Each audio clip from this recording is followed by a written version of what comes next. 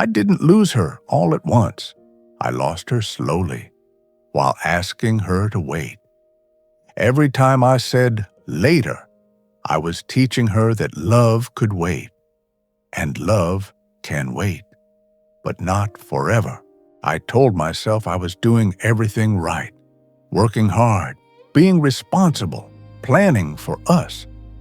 I believed love understood waiting, that if I was building something solid, she would feel safe inside it. In my head, I wasn't choosing work over her. I was choosing our future. That story made me comfortable because if I was being responsible, then I didn't have to feel guilty. I thought effort was the same as presence. I thought intention mattered more than attention. And from the inside, it looked like love. It sounded like sacrifice. I didn't realize how quiet I was becoming. Love doesn't ask for grand gestures. It asks for presence. I remember the glow of my phone on my face at night. Messages I answered quickly, conversations I postponed. She would start a sentence, and I would already be tired, not of her, of everything else. "Can we talk later?" I'd say. And later always sounded gentle. It sounded responsible. But every time I chose later, I wasn't choosing rest. I was choosing distance.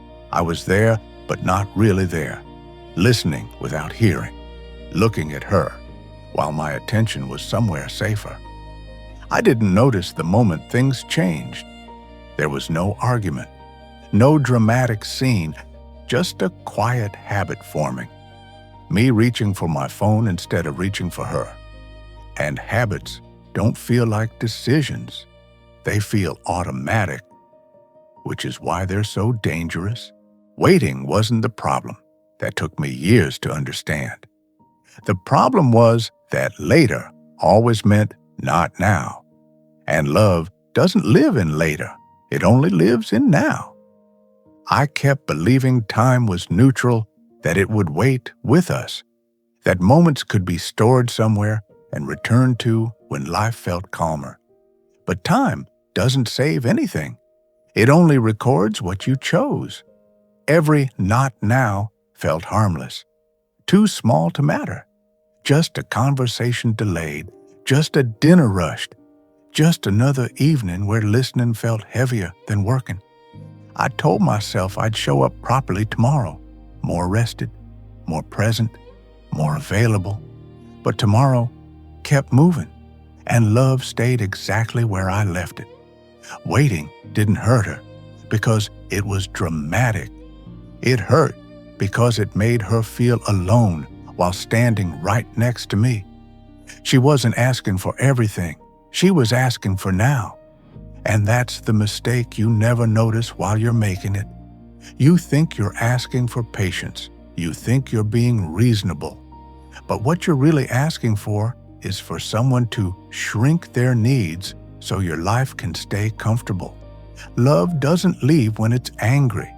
It leaves when it feels unnecessary. When being present becomes optional, love quietly starts packing its bags. She didn't leave in anger. That's what people expect. There was no explosion, no final argument, no moment you can replay and say, "That's when everything broke." She left quietly, because people don't scream when they give up. They go silent. I didn't notice it at first. The pauses got longer. The questions stopped coming. The disappointment learned how to stay hidden. She smiled more politely. She asked for less. She stopped waiting for me to notice, and I mistook that calm for understanding. I thought we were fine, but calm isn't peace. Sometimes it's just the sound of someone packing their feelings away. By the time I realized something was wrong, she had already left emotionally. I was still standing in the room talking about tomorrow, while she was already gone from it. That's the part no one warns you about. Love doesn't end loudly. It ends when hope gets tired of explaining itself. When she finally left, Nothing spectacular happened. The house didn't change. The air didn't move. Only later did I understand that silence had been saying goodbye for a long time. At 80, you understand something terrifying. You didn't lose people. You lost moments you kept postponing. You stopped thinking in years. You think in scenes that never happened. Conversations that stayed unfinished. Mornings that were always going to be later. At this age, regret isn't loud. It's precise. It knows exactly where you looked away. You remember the nights you chose quiet work over quiet company? The times you said, "Not now," without realizing now was all you had. What hurts isn't that time passed. It's that it passed while you were busy explaining why you couldn't stay. At 80, you finally see the pattern.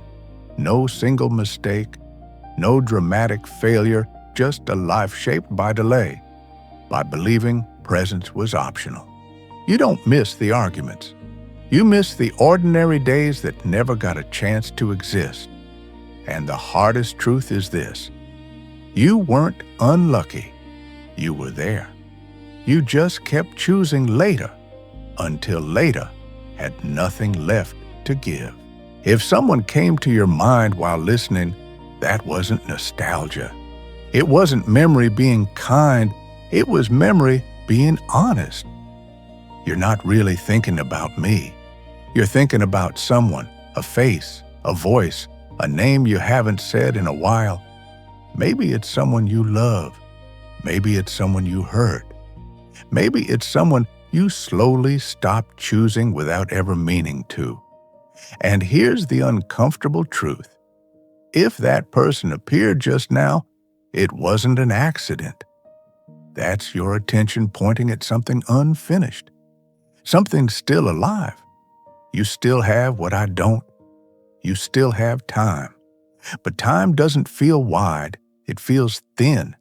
And it breaks without warning. I'm not telling you what to do. I'm only telling you what happens if you don't. One day you wake up in a quiet room wondering how something so important slipped away without a fight. Love doesn't need more time. It doesn't ask for better circumstances. It only asks to be chosen while it's still there. I used to believe love would wait for me, that it would understand how busy life can be, how heavy responsibility feels. But love doesn't disappear all at once. It gets tired, not of loving, of waiting. Nothing dramatic happens when that moment comes. No warning, no goodbye you can prepare for. Love simply steps back and stops asking. And when you finally notice the space it left, you realize it wasn't time you were missing. It was courage. The courage to stay, to be present, to choose the ordinary before it quietly becomes regret.